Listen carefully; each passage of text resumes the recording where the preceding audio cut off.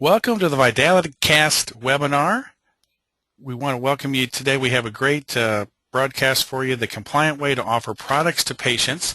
And we're pleased to have Dr. John Davila as our speaker. He is an expert when it comes to compliance matters. He's really in a class by himself. He has written Medicare policy for chiropractic reimbursement for Palmetto and served on various advisory committees. He's the best, and so we're very pleased to have him today. Dr. John, welcome to the webcast. Wow, thank you. Thank you very much. Well, hey, we're going to be talking about compliance and really the best way to offer products to patients and make sure we got the coding and the pricing. And so I know you've got some great slides. Of course, our Vitality Cast webinars are sponsored by The Vitality Depot at thevitalitydepot.com. We want to welcome all our attendees. We also have the president of Vitality with us today, Dr. Mark Mandel, who will be saying hi a little bit later. I want to encourage attendees to ask questions. You can write them out actually in the sidebar panel as Dr. John is giving his presentation, and then we can address those at the end. So without further ado, Dr. John, we're going to hand it over to you. Awesome. Thank you, sir. Appreciate it. I want to welcome everybody. I want to just quick give some people, everyone a background on what I do. I own a company called Custom Chiro Solutions that helps doctors do specific problems or handle specific problems that they have when it comes down to the compliance side. And what I mean by compliance side is dealing with rules and regulations that most people don't have their eye on because they're busy working with patients, which is what I don't do, but I deal with the other part. So I'm kind of like the eyes and ears for the blind spot of your practice where most people don't have something to look at. So what I wanted to go through when I was talking with Dr. Mandel was some of the issues that I've seen lately in board reviews that have come up when it comes down to dealing with additional products.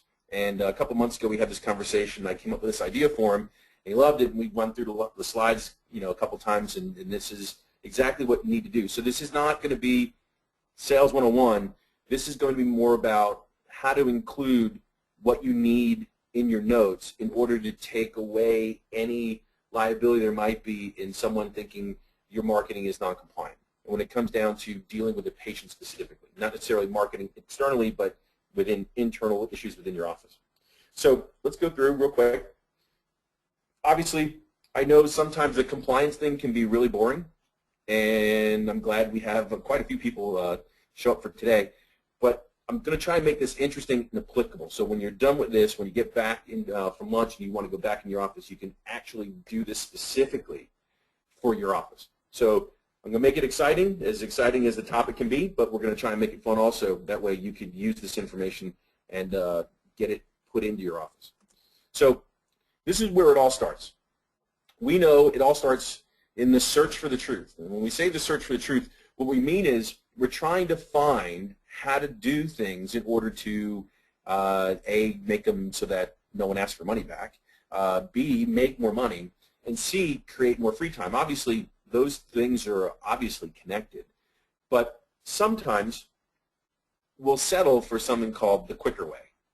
Now, the quicker way would be, especially when we're ordering things for patients, would be just to say, well, the patient needs this because I said so. Well, that can be a little bit of a problem. We don't want to go there yet. What we want to do is come up with a way in which we've done everything we're supposed to do and covered our behind in the same process. But we all know that unless we find this information, the next step is that we end up frustrated. Not we end up frustrated, but we end up with more questions than answers. And the reason why we do that is because we can't find any of this information. And the reason why we can't find it is not because we don't know where it is or don't look for it. It's the fact that we don't have time. Or when you're working in your practice, the last thing you want to do is be done with patients and then go work on your practice, meaning going to do other compliance stuff. So what we're going to try and do today is give you this information so that you can make it easy for yourself. And if we make it easy for ourselves, the game is easy. Now, where do we normally end up unless the game's easy? Well, obviously, because this topic is so exciting when it comes to compliance, and, by the way, easy to understand, sometimes we give up and we just forget about it. But financially, it doesn't make any sense.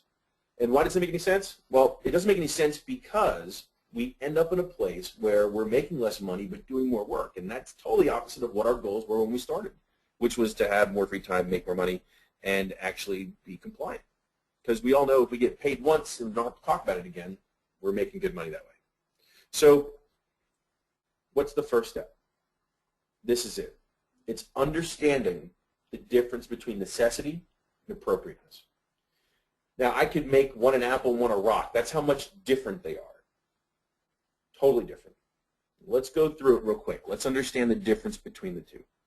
One, necessity would be like a root canal if we're a dentist, where appropriateness would be something like teeth whitening.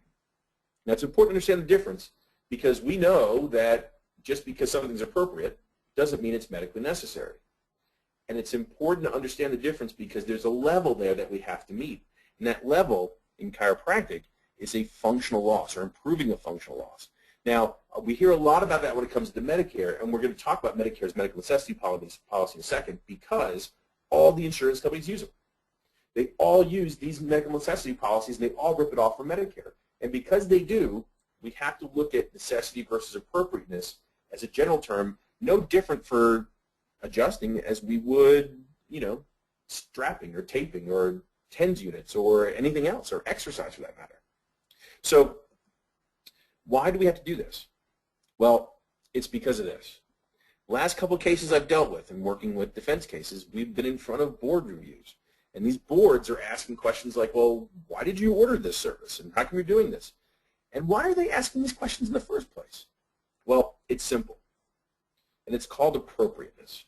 Now, if we look at the definition of appropriateness, it makes sense, right? Webster says, especially suitable or compatible, fitting, an appropriate response, remarks appropriate to the occasion. Makes total sense.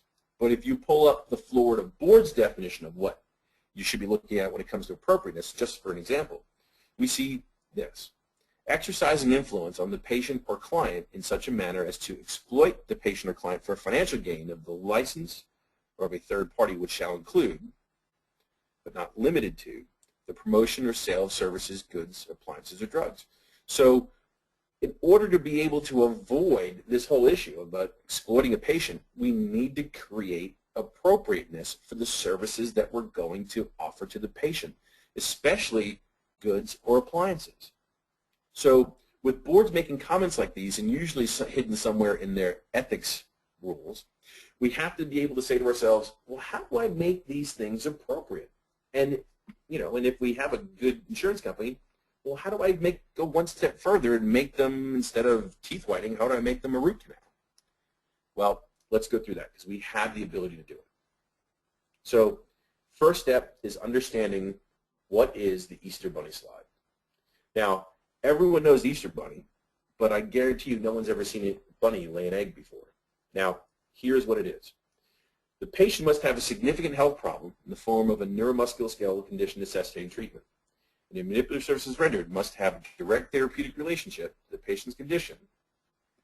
And give me 1 second here. Let's do this. And we'll go back.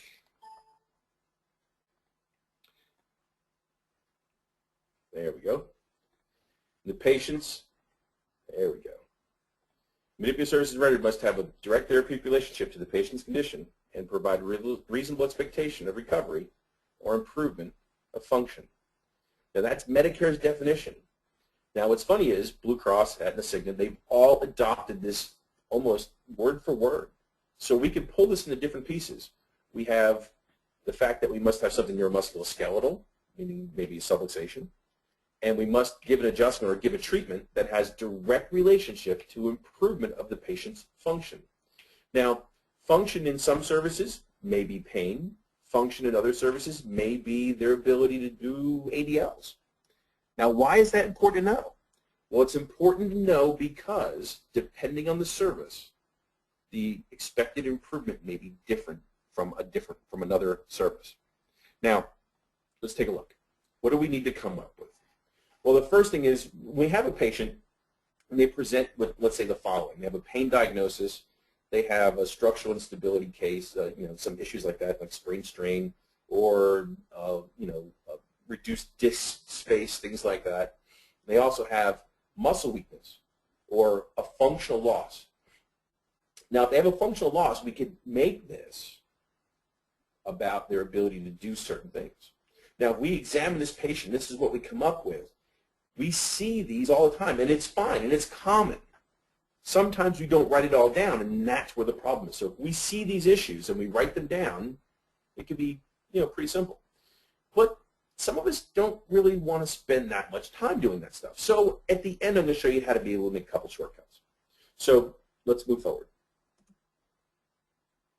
We have this case. Now we need to come up with medical necessity. The first part, with the patient's complaints, everything else, those are all making the case appropriate. Now, how do we move from teeth whitening into root canal? Well, if we did that, we could do it this way. We could say, one of the things we want to do with this patient is we want to reduce pain by restricting the mobility of the trunk, which would make sense because if the patient has some ligamentous instability, we don't want them moving, because if we do, they're going to get worse. We also want to facilitate healing to allow the spine and related soft tissues to heal. Makes total sense. In some cases like that, that would also be maybe a pain-based diagnosis we would deal with. We will also want to facilitate healing of any of the related soft tissues around the spine, meaning things like maybe some topical analgesics or something, some ultrasound, something like that, something to get the tissue to heal. In addition, we also want to support otherwise weak muscles that are causing or supporting a deformed spine, meaning if the muscle's weak and we can't do things, then we're going to lose the ability to function, meaning reduced activities of daily living. Now, why do we want to do all this? Why do we have to do this? It's simple. It's because we need something to measure. Now, if we're going to talk about acute pain diagnosis, well, if we do that, here's the connection. We could use a topical pain reliever, and that provides temporary relief from a minor aches and pains, sore muscles and joints. We all know this stuff. Simple backache, arthritis, strains, sprains, bruises. And these types of products help us to be able to manage the patient's pain. But the compliance side here makes you realize that you can't do this for more than maybe 3 to 4 to 6 weeks because it doesn't last that long. The patient's pain-based stuff, unless there's some long-running complicating factor, pain-based diagnoses really should moderate within 3 to 4 to 6 weeks. So if they're acute pain, that's fine. We know what we should be doing to help them deal with their pain. This, an ice-type situation would also help. These types of problems will help the body improve faster than if we didn't do it, which is really what we're trying to get accomplished. Now, if it's a chronic situation, well, we know that we could be dealing with a TENS unit. Now, why do we say chronic versus acute when it comes to TENS? Well, if we look at Aetna's medical necessity definition, Aetna considers TENS medically necessary when used as an adjunct or as an alternative to the use of drugs for certain types of chronic intractable pain and not adequately responsive to other methods of treatment, including, as appropriate, physical therapy and pharmacology. So we know with the patient saying that they've had this pain for longer than 3 to 6 months and it's not going away, it's not getting any better, we know that we can go straight into a chronic situation and start dealing with the patient in this way. So if we're looking at how do we create medical necessity by using, filling out a letter of medical necessity, that's not where medical necessity comes from. It comes from us understanding what do we use to support the letter that we're going to send to the insurance company. And this comes from your history. Okay? Now, what about structural instability? Well, that connection, let's say we're dealing with braces, okay, or spinal orthosis. See, those help control gross movement of the trunk and intersegmental motion of the vertebra in one or more planes of motion. We know that's what they're for, but on the flip side, what we have to deal with is we have to create this issue within our notes. Where is it? What kind of instability are we talking about? What diagnosis is there? We just can't say, oh, I'm going to do this today. We have to create necessity in such a way in which, here it is. We've got the support for it. Okay? So that's the structural instability connection is going to be for some type of support. Makes total sense. Now, what about the muscle weakness connection? See, if we pull Aetna up, it says it considers physical therapy medically necessary when the care is prescribed by a physician in order to significantly improve, develop, or restore physical functions lost or impaired as a result of a disease, injury, or surgical procedure. So once again, going back to Medicare's definition, it looks for the term function or functions. And in these type of situations, what we're looking for is something to be able to say to the patient, we're going to go ahead and try and get you better, but in addition, we're also going to try and get you stronger. So it makes sense when you tie all these things together, and you can tie them together even if we look at it from a part situation, even if you just did a part exam, where we looked at pain, asymmetry, range of motion, and tissue tonal change. You see, in the old days, we might have called that torta pelvis. Nowadays, they call it lower cross syndrome or upper cross syndrome, where it's all tied into one big thing. And it makes total sense. You see, when you tie it all together and you look at a patient, you get their pain, okay, fine. If it's long-term pain, we have the need for a TENS unit. If it's an asymmetry situation where the patient's muscles are weak and their posture is poor, we have the physical therapy portions for the exercises, okay? We have the range of motion issue that's going to be for either some laxity or something like that. That's going to be for maybe, you know, setting the patient to be able to get them ready and use some type of brace. And then we also have, you know, spasm, where we're looking at using some topical analgesic to help this, you know, the body release and reduce spasm, or even ultrasound or muscle stim for that unit. Okay? So all those things together, we make all these connections, we have to put them together so we can make this work for the insurance company, God forbid they ever come back and want to look at what we're doing. Now, how do we bridge necessity? How do we go from necessity to appropriateness? Well, it's simple. And the protection comes in 4 steps. And the 4 steps are very, very, very easy to implement. 1, it's called reported diagnosis codes. You see, acute and chronic symptomatic complaints can be related to diagnosis codes that are reported on and collected from the patient's intake form. So headaches, numbness, heartburn, dizziness, chronic issues, because you're not going to get chronicity from anything else except from the patient telling you it's been there for a long period of time. So if we go in and the patient starts telling us about their history, and we have a really, really good intake form, we can cut down tons of time and be able to do this and make it simple.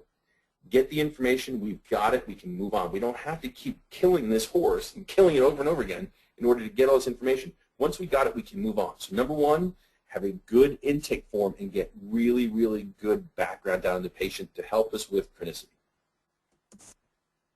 2, it's going to be exhibited diagnosis codes.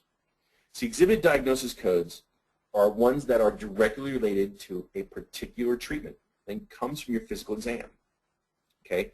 These are related usually to long-term issues. You're going to see them like postural deficits, severe loss of range of motion, disc issues as far as neurological issues, facet issues as far as localized pain upon, you know, straight leg raise. And then even worse, posture, neurological deficit. All these things together are all things that you're going to find in an exam. And they're all going to be related to certain treatments you can do. So first one reported, second one exhibited. Third one is going to be viewed. Now, if we have a really good X-ray report, we're going to come up with all the rest of the diagnosis codes that we need. So these long-term complicating factors are going to be confirmed on X-ray report or imaging reports. Loss of disc space, joint degeneration, leg length differences as we measure hip heights. All those things in there are going to be found, and they support everything else we have going on in our exam. Now, if we have all those things, we're in good shape. So good X-ray report, thorough exam, and a really good intake form, and we have everything we need. Now that we have everything we need, we just need to combine it all. And where do we combine it all? Where does it all go? How do we get it all together? Answer is simple. The answer is in your treatment plan. Now, this isn't necessarily a treatment plan that you would use for, say, let's say adjustments or something like that, but this would be a sample that you could use for what you wanted to do when it came down to dealing with the other services. Now, if we create necessity for these diagnosis codes by them coming from our exam, our history, and our X-ray report, They're supported. Once they're supported, all we need to do at this point in time is create some type of measurement.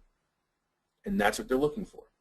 So we look at, let's say, low back pain diagnosis 724.2. Obviously, we could use a biofreeze. That could be 4 times daily for 4 weeks, and to take the VAS from 8 to 3. And that could be a daily thing that you talk about with the patient. Then if we had spinal stenosis, where would we get that from? We get it from an x-ray. It could also be that the long-term pain is chronic. We tie those two things together from the exam, from the exam, from the history, and from the x-ray report, and now we have chronicity. If we're dealing with that, we have TENS, and we know TENS is specifically for pain management in short term in order to get the patient, to be able to accept some rehab and be able to get some results from that. And if that's the case, we do that for, let's say, 4 weeks. Once again, trying to get the VAS, because these are pain-based things, from 8 down to 3. Now remember, that's why we're looking at 4 weeks, because most of these soft tissue things and passive therapy things are going to be, looked at within 4-week periods. Now, let's say we take an x-ray and we see we have, lumbosacral spondylosis, and the exam shows there is no radiating leg pain. Well, we know we could, at this point in time, set up a spinal orthosis because we have instability at the lumbosacral junction. And we want the patient to wear that daily during activity for the next 1 to 3 weeks. And we're going to do this with a quadruple visual analog scale, which would be an outcomes tool that we could use, and it could be based on pain and the patient's ability to do everyday functions. We take the score from 80, and then give it a goal and say we want to get down to 30. Now remember, we're using outcomes tools. We have to not just come up with an initial score, but also give it a goal that we want it to get to over the next 3 to 4 weeks. And then the one that's most common that most people do, let's say we're doing exercises. The key is to go ahead and make that tied to what you're doing. And the simple way to do it, if you don't want to be a physical therapist, you don't want to rehab a shoulder, the simple way to do it is to set it up to support the subluxation. If you set it up to support the treatment for the subluxation, it becomes real simple. You say, I'm going to go ahead and do rehab, meaning neck exercises, to decrease the patient's forward head posture of 4 inches to 0 inches. And their normal posture of 781.92 diagnosis, I'm going to move that with exercises 3 times a week for 4 weeks, and I'm going to do that in order to get that result. Now, if we do that correctly, all these things correctly, we've created necessity. There's not anyone in the world that can say, well, you did this for financial gain, but you could see how if we didn't write these extra things down, it may not meet medical necessity, and even if we sold it for cash because the patient didn't have insurance, and if we didn't have the stuff written down, we might be in violation of that Florida board rule that we just talked about, an ethics rule. So that's what I want you to think about, just creating a simple block. You can go ahead and just say diagnosis, treatment, frequency, duration, baseline, and goal for your outcome, and say I'm going to do this service, this treatment for this diagnosis, this long to get this goal. And if you write it that way, just have just a line sheet of paper in your file, and just fill out exactly all these secondary things that you want to do for a patient. Just fill them in, say exactly where you get your information from, put it together, and next thing you know, you've created what I like to call audit-proof income. And if you can do that, life's easy. You collect the money once, and if someone ever asks, you gladly give people the information they're looking for, and you move forward. All right, so that being said, if you have a hard time, documenting this stuff, you need some help. I know I've created some macros. If you have like ChiroTouch or Building Precision or Platinum Systems, something like that, you're more than welcome to go ahead and let me know. I have programs for that kind of stuff. If you would like to get some more information, I'll show you where in a minute. But even more important than now, if you are looking into using some of this stuff and getting some biofreeze in there, or some active rehab stuff in there, or getting some braces together, or helping patients that need help with chronic pain issues, call Vital Depot. They'll give you the information. They have specific coding manuals for all the stuff. They have specific implementation information for you. They can help you get this stuff together, figure out exactly how much you need, how it works, the whole 9 yards. Call them. It's 866-941-8867. They'll give you all the information you need, and it becomes really, really simple. So you know how to get in touch with them. You want to get in touch with me? It's real simple. You can find me on Twitter. You can follow me there. It's J Davila DC. You can just go ahead and follow me there. I have all kinds of compliance stuff there. If you're on Facebook, you can go search Helping Chiropractors Do the Right Thing. And if you're on LinkedIn, really, really simple, just go ahead and search me at John Davila, DC. And after that, we have some Medicare CE seminars coming up in December in Columbia and also in January in Dallas, Texas for CE units. And if that's it, I think you guys are ready to take over. Any questions? Okay, Dr. John, thank you so much for that wonderful presentation. Want to welcome in Dr. Mark Mandel, President of Vitality Depot. Welcome, Mark. Hey, guys. John, it's absolutely terrific. I love hearing you go over this stuff. I really appreciate you helping the doctors around the country understand the right way to help their patients. So very much appreciated. Yes, and Dr. John, as I was listening to it, it kind of struck me, and maybe you can comment on this, not only is it the right thing to do for documentation, but if you really take the time to look at all the factors that you just presented, you're going to give a better course of treatment and better overall total care for that patient, aren't you? Yeah, in fact, what ends up happening is you almost become a place where you can give the patient everything they need. And if that's the case, then you can really, really control their outcome. And also, using the correct, the stuff that you have, give them the, control the quality of the stuff they get. And, and if you can do that, I mean, that means a million times more than anything else. I mean, there have been times, I know we've done this before, where we referred someone out of town, we didn't quite know the doctor, and referred them over, and the doctor was a whack job. And, the patient comes back and says, why'd you refer me that nutcase? I mean, the same thing happens with equipment. I mean, sometimes you just say, oh, go to Walmart and just pick this up. And it's crap equipment. They hurt themselves or something happens, and we don't really control it. And the same thing happens, I'm saying we can avoid that by controlling the quality of the equipment and also helping to control the patient's ability to improve that way also. Well, and I'm just thinking of a patient that I saw just last week that came in, and she had a disc problem, definitely chronic, over a year long, had confirmed bulging discs and MRI. And I took the time, and kind of like you just went over, okay, what best can we help her? And we use a lot of Vitality Depot products in our office. So, Mark, I'll just kind of give this an example. Ended up giving her a Spider Tech application, kinesiology tape application, got her set up with a twin stem for some pain relief, gave her a Velcro support. And then we also did the lumbar posture pump a couple times, and now she's got that at home. The cool thing is, giving her complete care, she's better already and has already told her orthopedic surgeon, and he's saying, hey, give chiropractic a chance. Sounds like you're going in the right direction. And so but the cool thing is we were prepared. We had those products integrated into our, treatment options. And so I think it's good to be prepared and know how to use products at the right time, right? Yeah, and I think, I think part of it is sometimes we get a little scared of implementing these things because, we're not quite sure how. And that's one of the things that Mark has really done well to put together as a group of people within his seminar listing that can actually explain not just, why to use it, but how to use it. And not just, how to actually do an exercise, but like how to set it up so that it makes sense for you to be able to implement it. And I applaud him for that. Wonderful. Well, Dr. John, thanks so much for the great presentation today. Thank you for all the attendees. We want to remind everyone that this webcast was recorded, and it will be part of our archives at vitalitycast.com. That's a website you can always go to see upcoming webinars as well as past ones we've done. So we've got about 10 webinars now archived on lots of different topics. So it's a great resource for you. And we've committed to doing these weekly Wednesday webinars at 2 o'clock Eastern Standard.